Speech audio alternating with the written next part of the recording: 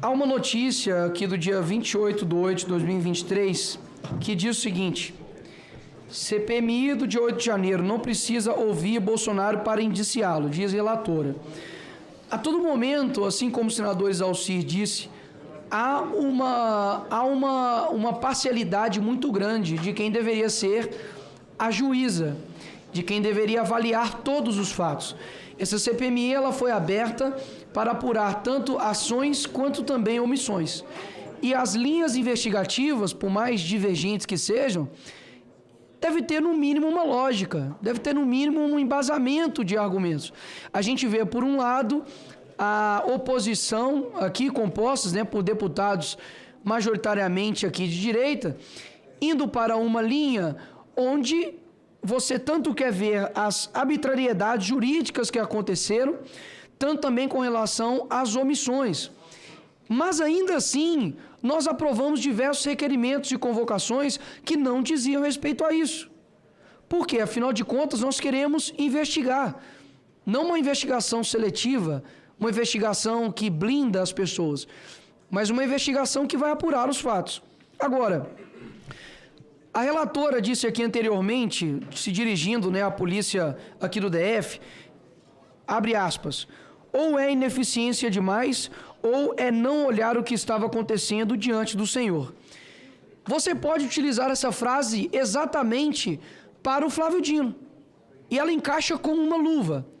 Até mesmo porque, passa aí para mim por gentileza, os tweets que eu separei, do senhor Flávio Dino no dia 7/8/2023. Diz o seguinte: além de todas as forças federais disponíveis em Brasília e da atuação constitucional do governo do Distrito Federal, teremos nos próximos dias o auxílio da Força Nacional.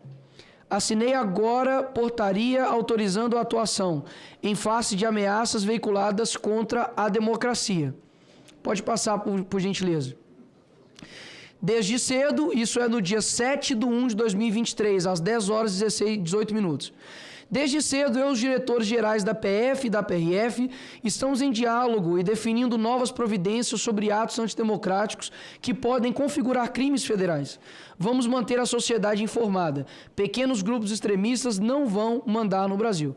Aí eu te pergunto, colocando aqui a frase da então relatora, é ineficiência demais ou não era olhar o que estava acontecendo diante do Senhor? Afinal de contas, onde estava a Força Nacional de Segurança? Nós trouxemos aqui o fotógrafo da Reuters, que deixou claro que ele estacionou ali no estacionamento do Ministério da Justiça e que ele viu a Força Nacional de Segurança ali.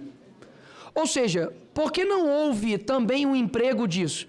Porque o próprio Flávio Dino, o próprio ministro da Justiça, disse que no dia anterior ele assinou aqui a portaria do Ministério da Justiça 272/2023, empregando a Força Nacional, abre aspas, para auxiliar na proteção da ordem pública e do patrimônio público e privado entre a rodovia de Brasília e a Praça dos Três Poderes, assim como na proteção de outros bens da União situados em Brasília nos dias 7, 8 e 9 de janeiro. Ou seja, se não foi protegido, essa responsabilidade tem que estar em alguém.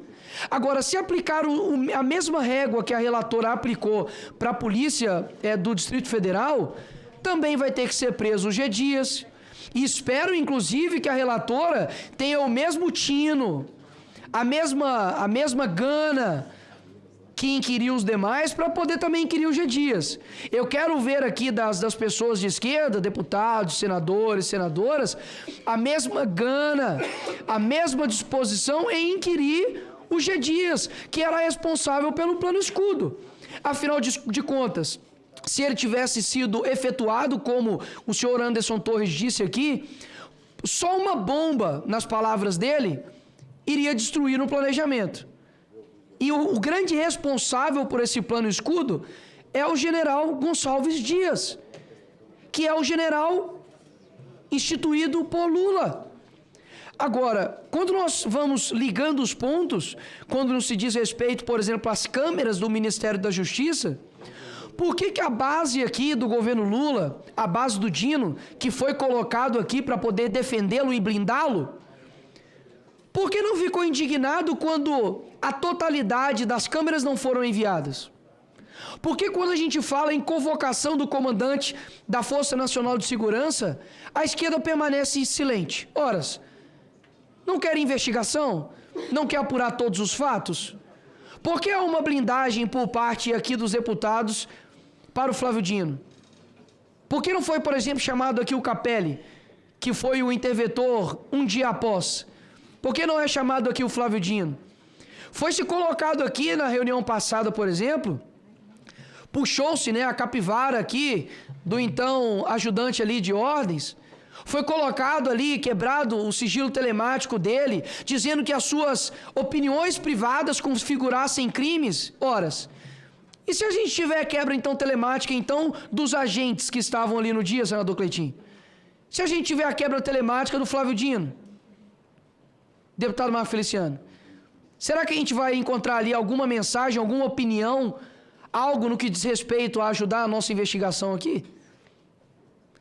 Porque quanto a nós que estamos aqui, nós estamos transparentes. Inclusive nós deixamos à disposição aqui, quando foi, por exemplo, a quebra telemática do Bolsonaro, quando quiseram colocar a quebra telemática da Michelle Bolsonaro. Agora, essa é a nossa linha de investigação. A linha de investigação da esquerda, meus senhores, diz respeito a um suposto financiamento de venda de joias em que o presidente Bolsonaro e a sua cúpula estavam vendendo para o exterior ou afins para poder financiar os QGs. Qual vocês acham mais verossímil? Qual vocês acham que de fato está mais atrelado à realidade? Simples assim. Porque nós aqui como CPMI não estamos colocando os nossos poderes em atuação.